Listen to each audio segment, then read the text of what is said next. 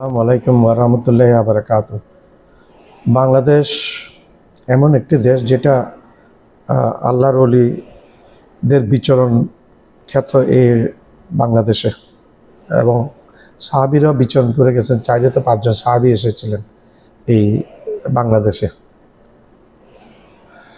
তো বাংলাদেশের 12 অলিয়াদের দেশ বলে চট্টগ্রামকে। শুধু 12 অলিয়া না, চট্টগ্রামে 360 জন হযরত শাহজালাল শাহ রহমতুল্লাহ আলাইহির সাথে যে এসেছিলেন 360 জন, ওনাদের অনেকের কবর আছে, অনেকের মাজার আছে চট্টগ্রামে তথা সারা বাংলাদেশে। তো সেই ধারাবাহিকতায় একজন আল্লাহর ওলির কথা আমি বলবো। উনি হচ্ছেন হযরত মিসকিন শাহ। ওনাকে বলে পরীক্ষায় পাশে, ছাত্রদের পরীক্ষা পাশের সহায়তাকারী দরবেশ রূপে উনি আবির্ভূত হয়েছিলেন। সরকারি মহসিন কলেজ, চট্টগ্রাম সরকারি কলেজের অপোজিট সাইডে সরকারি মহসিন কলেজ। মহসিন কলেজ একটা টিলের উপর অবস্থিত। সেই টিলার সংলগ্ন মাঠ আছে, মাঠের পাশে আর একটা টিলা আছে। সেই টিলার উপর অবস্থিত মিসকিন শাহ দরগা মাজার। 1692 সালে মুঘল সম্রাট আওরঙ্গজেব একটি আদেশ জারি করেছে। আদেশের ফলে 20 বিঘা জমি আওরঙ্গজেব দিয়েছিলেন হযরত মিসকিন শাহকে। তিনি 1700 শতকের সুফি সাধক ছিলেন বলে জানা যায়। তার দরগার টিলার উপর তার দরগার পাশে মসজিদ, এবং মসজিদটি মুঘল সম্রাট আলমগীরের শাসনামলে নির্মিত বলে প্রমাণিত হয়েছে। হযরত মিসকিন শাহর পিতার নাম ছিল শিবাদু এবং দাদার নাম ছিল শেখ সাদ বলে জানা যায়। আওরঙ্গজেব ওনাকে এইখানে 20 বিঘা জমি দিয়েছিল। উনি ইসলাম ধর্ম প্রচার কাজে সহায়তা করার জন্য উনি বিভিন্ন ধর্মের লোকদেরকে ইসলামের দাওয়াত দিতেন এবং ইসলাম ধর্মে দীক্ষিত করতেন। উনি ইসলাম প্রচার করতেন এখানে বসে, আল্লাহর ইবাদত করতেন। হযরত মিসকিন শাহর দাদা নাকি ছিলেন, শোনা যায়, মক্কার কুরাইশ বংশের বলে শোনা যায়। কেউ কেউ আবার ওনাকে ইরানি বংশোদ্ভূত বলে মনে করেন। ওনাকে গবেষকদের মাঝে মতভেদ আছে এই নিয়ে। যা হোক, কেউ বলেন উনি আরবের কুরাইশ বংশের, আবার কেউ বলেন উনি ইরানি ফার্সি বংশোদ্ভূত। ইরানিরা সাধারণত তারা ফার্সি ভাষায় কথাবার্তা বলে। উনি ছিলেন সংসার ত্যাগী সুফি সাধক একজন। চট্টগ্রামের রাউজানের কদলপুর গ্রামে বাস করেন বলে শোনা যায় ওনার ভাই এবং বোনের বংশধরেরা।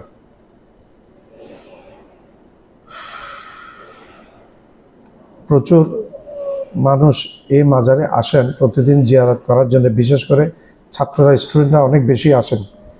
ওনারা এই মাজারটা জিয়ারত করার জন্য এবং পরীক্ষা পাশের আশায় মানত করে। এই মাজারের পাশেই মসজিদের পাশে এতিমখানা এবং শত শত কবর। এটা পুরাটা একটা কবরস্থানে বিরাজমান। শত শত কবর রয়েছে এই মাজার সংলগ্ন। এক পাশে হাজী মোহাম্মদ মহসিন কলেজ, মাজারের ঠিক সামনে আছে চট্টগ্রামের কাজেম আলী হাই স্কুল।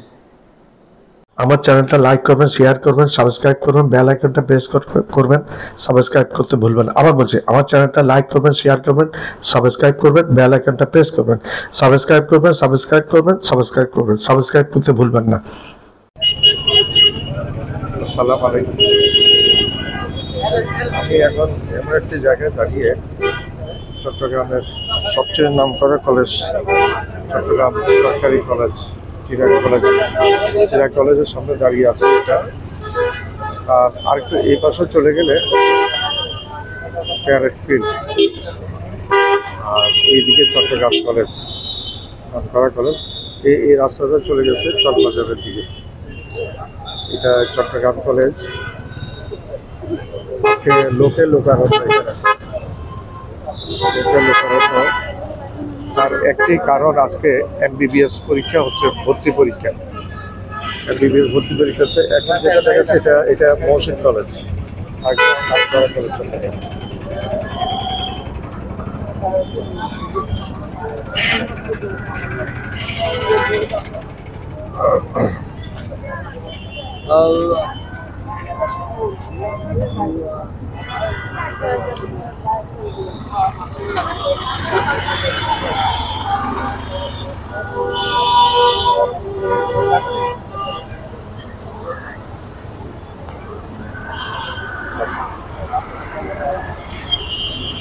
একটি কলেজ, সরকারি হাজী মোহাম্মদ মহসিন কলেজ। এটা হচ্ছে চট্টগ্রাম কলেজ, আর ঠিক অপোজিট সাইডে পশ্চিম হচ্ছে হাজী মোহাম্মদ মহসিন কলেজ। এটা পাহাড়ের টিলার উপর অবস্থিত। এটা সরকারি কলেজ। এটা চট্টগ্রাম সরকারি কলেজের মধ্যে এটা দ্বিতীয় নম্বরে আছে। চট্টগ্রাম কলেজ র্যাঙ্কিংয়ে 1 নম্বরে, আর এটা 2 নম্বরে আছে। এই পাহাড় পরিবেষ্টিত, পুরাটাই পাহাড়, পুরাটাই পাহাড়। তো সবাই আসছে এখানে, গার্জিয়ানরা এসছে আজকে MBBS ভর্তি পরীক্ষা, তার জন্য আজকে এখানে এসছে সবাই। আমি এখন এমন একটি আল্লাহর নেক অলির মাজারের সামনে উপস্থিত হয়েছে। একজন আল্লাহর অলি, হযরত, ওনার নাম হচ্ছে হযরত মোল্লা মিসকিন শাহ রহমতুল্লাহ আলাইহি।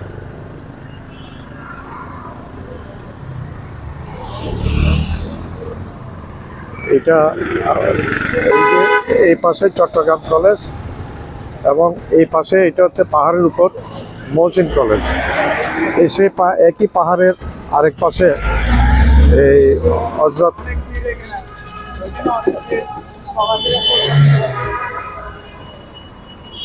সামনে এই ঠিক তার ইয়েতে হযরত মিসকিন শাহ রহমতুল্লাহ আলাইহির মাজার। মিসকিন শাহ রহমতুল্লাহ আলাইহির মাজারের অপোজিটে আমি এটা দেখাচ্ছি। এটা কাজেম আলী হাই স্কুল, নাম করা একটা school, Kazem Ali high school. এটা কাজেম আলী হাই স্কুল, ঠিক মিসকিন শাহ দরগার অপোজিটে। আবার আমি মিসকিন শাহ দরগার গেটটা দেখাচ্ছি। এবং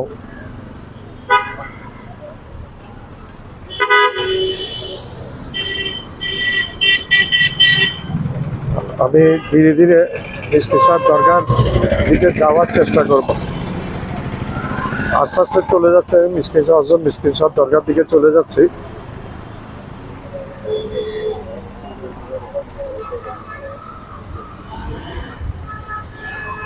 হযরত মোল্লা মিসকিন শাহ রহমতুল্লাহ আলাইহি, পরিচয় আব্দুল মোহাম্মদ এহতেশাম মোতাল্লি হাজী আব্দুল গনি ওয়াকফ স্টেট। এটা ওয়াকফ স্টেট একটা। আমি আস্তে আস্তে যাচ্ছি হযরত মিসকিন শাহ রহমতুল্লাহ আলাইহির দরগা। আজকে জুমার দিন, শুক্রবার, ধোয়া মশার কাজ চলছে, ঝাড়ুর কাজ চলছে, পরিষ্কার করছে লোকজনে।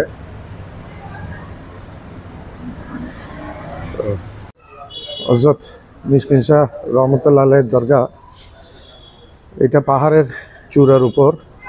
আগে বলেছিলাম আমি, এই পাশে মহসিন কলেজ একই পাহাড়ে, আর তার অপোজিটে চট্টগ্রাম কলেজ, আর এদিকে হচ্ছে কাজেম আলী হাই স্কুল। তো আগে দেখিয়েছি আমি। এখানে মিসকিন শাহ দরগার কাছে এটা কবরস্থান, বিশাল কবরস্থান, পুরা পাহাড় জুড়ে কবরস্থান। এই পাশে কবরস্থান, এই পাশে কবরস্থান। আমি একটু দেখাচ্ছি, সারি সারি কবর, সব কবর এখানে, সারি সারি কবর।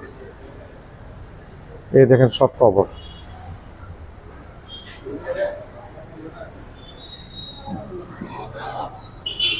এদিকেও আছে পুরানো কবর, অনেক পুরানো কবর এগুলো। আমি ছোট কালের থেকে দেখতেছি এগুলা।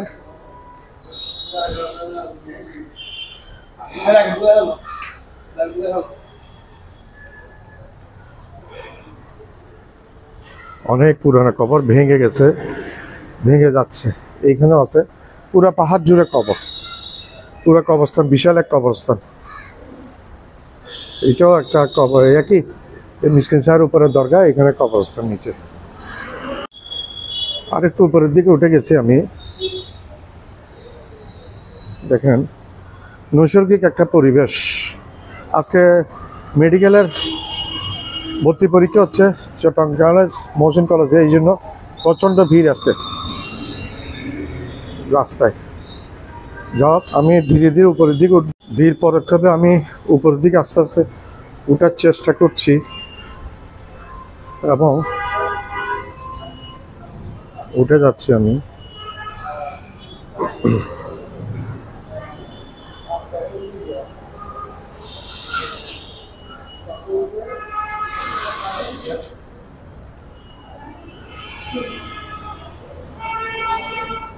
আস্তে আস্তে কবর মাজারের ভিতরে যাচ্ছি আমি।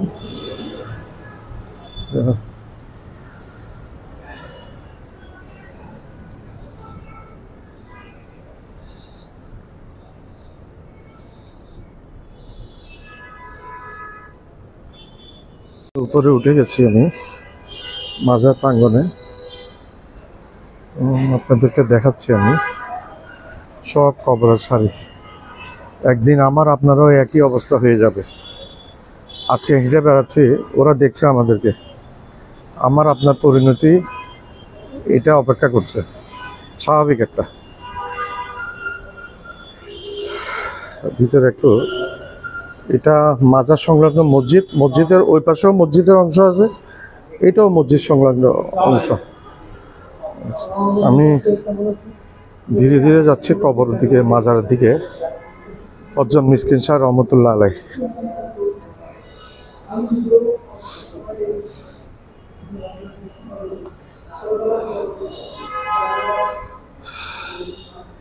চারিদিকে ঘেরাও, শুধু একটু জায়গা খোলা আছে।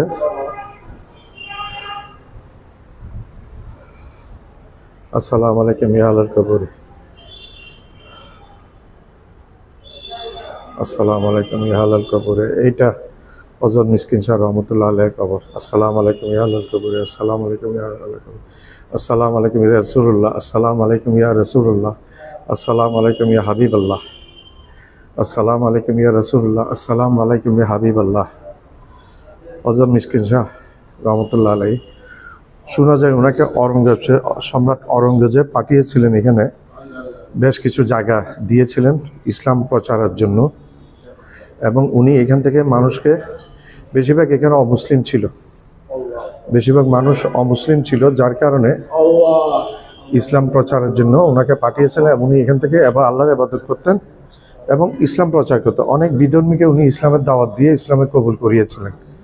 আল্লাহর এক ওলি হযরত মিসকিন শাহ রহমতুল্লাহ আলাইহি। ওনার আবার আরেকটা আছে, এখানে স্টুডেন্ট ছাত্ররা বেশিরভাগ আসে তাদের নিয়ত নিয়ে পরীক্ষা দেওয়ার আগে, পরীক্ষা পাশ করার জন্য ওনারা ছাত্ররা মানত করে এদিকে চলে আসেন, ওনার কাছে চলে আসেন, ওনার দরগায় চলে আসেন পাশ করার নিয়ত নিয়ে। তো এটা আল্লাহদের ওলির ব্যাপার। আল্লাহর ওলি যদি আল্লাহকে একবার ডাকে তাহলে আল্লাহ 10 বার শুনে। আর আমরা যদি 1 কোটি বার ডাকি, একবার শুনবে কিনা জানি না আল্লাহ তাআলা। আমরা হচ্ছে গুনাহগার আর ওনারা হচ্ছে আল্লাহর ওলি।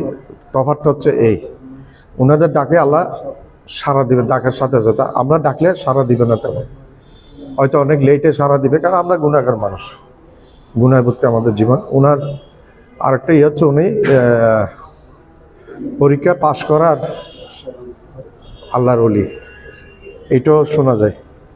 তো যেটা ওনার পিতা আছে, আমি ওনার একজন বাবা আছেন, এবং কেউ কেউ বলেন উনি আরবের কুরাইশ বংশ থেকে এসছেন, এই নিয়ে দ্বিমত আছে।